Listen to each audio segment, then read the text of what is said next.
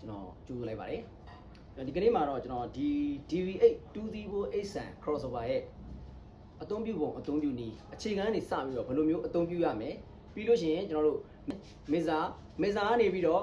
crossover ကနေပြီးတော့ amplifier ကနေပြီးတော့ speaker တွေအထိဘယ်လိုမျိုးချိတ်ဆက်ရမယ်ဘယ်လိုမျိုးအသုံးပြုရမယ်ဆိုတာကိုကျွန်တော်ဒီဗီဒီယိုမှာကျွန်တော်သေးသေးပြောပြသွားမှာဖြစ်ပါတယ်ခင်ဗျာဘာဖြစ်လို့လဲဆိုတော့ဒီလိုမျိုး crossover တွေကိုအသုံးမပြုတတ်ဘူးဆိုလို့ရှိရင် speaker တွေ height တွေမှာအတန်ပိုင်းဆိုင်ရာပြဿနာတွေအများကြီးရှိနိုင်ပါတယ်ဒါကြောင့်မို့လို့ DV8 23483 crossover ကိုကျွမ်းကျွမ်းကျင်ကျင်အသုံးပြုနိုင်ရန်အတွက်ကျွန်တော်ဒီဗီဒီယိုကနေစပြီးတော့ DV8 23483 crossover အသုံးပြုနည်းကိုကျွန်တော်အပိုင်းနဲ့မျှဝေပေးသွားမှာဖြစ်ပါတယ်အဲ့တော့ဒီ crossover မှာဘာတွေပါလဲကျွန်တော်တို့တစ်ချက်လောက်ကြည့်လိုက်အောင်ဗျာအဲ့တော့ကျွန်တော်တို့ဒီအရင်ဆုံးရှင်းမျက်နှာဘက်မှာဘာတွေပါလဲအရင်ကြည့်မယ် DV8 23483 crossover ရဲ့ဒီရှင်းမျက်နှာဘက်မှာဘာတွေပါလဲဆိုတော့ဒီကောင်ဆိုလို့ရှိရင်ဒါ gain input ဖြစ်ပါတယ်ဒီကောင်ကတော့ low mid frequency chain နဲ့ နော်သည်ဖြစ်ပါတယ်ဒီကောင်ဆိုလို့ရှိရင် mid high frequency chain နဲ့နော်သည်ဖြစ်ပါတယ်ဒီ volume ဒီနော်သည်နှစ်ခုကဒီ not နှစ်ခုက frequency chain နဲ့ရပါတော့ဒီဟာဆိုလို့ရှိရင်ဒါက low output ဖြစ်ပါတယ်ဒီကောင်ကတော့ mid output ဖြစ်ပါတယ်ဒီကောင်ကတော့ high output ဖြစ်ပါတယ်အဲ့တော့ output က channel တစ်ခုကို3ခုပါမယ် low output mid output high output ဆိုပြီးပါမယ်အဲ့လိုပဲ channel 2မှာလည်း low output mid output high output ဆိုပြီးတော့ပါမှာဖြစ်ပါတယ်အဲ့တော့ဒီရှေ့မှာရှိတဲ့ဒါ not တွေအကြောင်းပြီးတော့ကျွန်တော်တို့ခလုတ်ကလေးတွေအကြောင်းအဲ့တော့ဒီမှာရှိတဲ့ low cut ဆိုတဲ့ခလုတ်ကလေးက frequency 40 Hz မှာ input ကနေပြီးတော့တခါတည်းဖြတ်ချပစ်မှာဖြစ်ပါတယ်အဝင် signal ကိုတခါတည်းဒီမှာကလေးက40 Hz ကိုနှိပ်လိုက်ပြီဆိုတာနဲ့ဖြတ်ချလိုက်မှာဖြစ်ပါတယ်ခင်ဗျာဒီကောင်တွေကကြတော့ output တစ်ခုချင်းစီမှာပါတဲ့ဒီ clock ကလေးတွေကကြတော့ဘာလဲဆိုတော့ဒီမှာ INV ဆိုတာ inverse ပေါ့နော်ဒီကောင်က low output ရဲ့ inverse clock ဖြစ်ပါတယ်ဒီကောင်ကကျတော့ mid output ရဲ့ inverse clock ဖြစ်ပါတယ်ဒီကကြတော့ high output ရဲ့ inverse clock ဖြစ်ပါတယ်အဲ့ clock ကလေးတွေကဘယ်လိုလုပ်လို့လဲဆိုရင်ကျွန်တော်တို့ speaker တွေ height တွေ phase sound နေတဲ့အခါဆိုလို့ရှိရင်ဒီလိုမျိုးနှိပ်ပြီးတော့သုံးရပါတယ်phase မှန်နေတဲ့အခါမှာလည်းနှိပ်ပြီးတော့သုံးလိုက်မိရင် phase sound သွားတတ်ပါတယ်အဲ့တော့အတူတူပါပဲဒီခလုတ်3ခုသလုံးအတူတူပါပဲဒီခလုတ်လေးတွေကတော့အဲ့ဒီလိုလုပ်တာဖြစ်ပါတယ်အဲ့လိုပဲ channel 2မှာလည်းဒီဘက် channel 2မှာလည်းအတူတူပါပဲခင်ဗျာအဲ့တော့ဒီရှင်းမျက်နှာ channel 1နဲ့ channel 2နဲ့ကိုပြီးသွားပြီဆိုတော့ကျွန်တော်တို့နောက်ကျောဘက်မှာဘာတွေပါလဲတစ်ချက်လောက်ကျွန်တော်တို့ကြည့်ကြည့်အောင်ဗျာဟုတ်ကဲ့နောက်ကျောဘက်မှာတော့ဒီကောင်ကတော့ဒါကျွန်တော်တို့ power ပေါ့နော် power AC input ဖြစ်ပါတယ် AC power input ဖြစ်ပါတယ်အဲ့တော့ကျွန်တော်တို့ဒီဘက်ကိုကြည့်မယ်ဆိုလို့ရှိရင်ဒါ channel 1ရဲ့ input channel 2ရဲ့ input အဲ့လိုပဲ channel တစ်ခုချင်းစီမှာ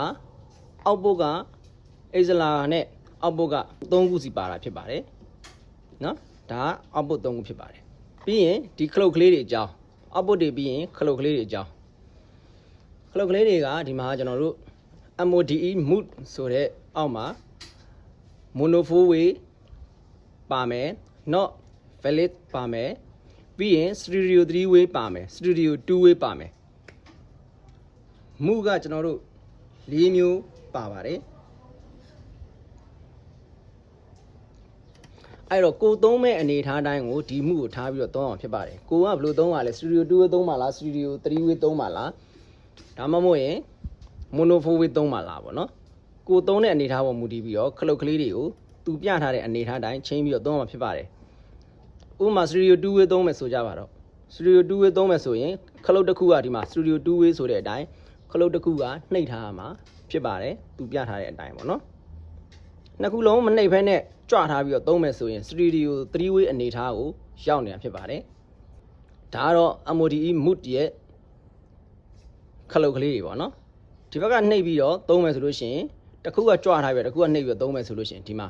mono 4 way ဖြစ်သွားမယ်နှစ်ခုလုံးနှိပ်ပြီးတော့သုံးမယ်ဆိုရင် not valid နှစ်ခုလုံးနှိပ်ပြီးတော့အသုံးမပြုရပါဘူးလို့သူကပြောထားတာဖြစ်ပါတယ်ဒီဘက်ကကြတော့ဒီခလုတ်လေးကကြတော့ဗာလဲဆိုတော့ LF sun ပေါ့နော် LF sun ဆိုတာကဒီခလုတ်လေးကိုကျွန်တော်တို့နှိပ်သုံးမလားမနှိပ်ဖဲနဲ့သုံးမလား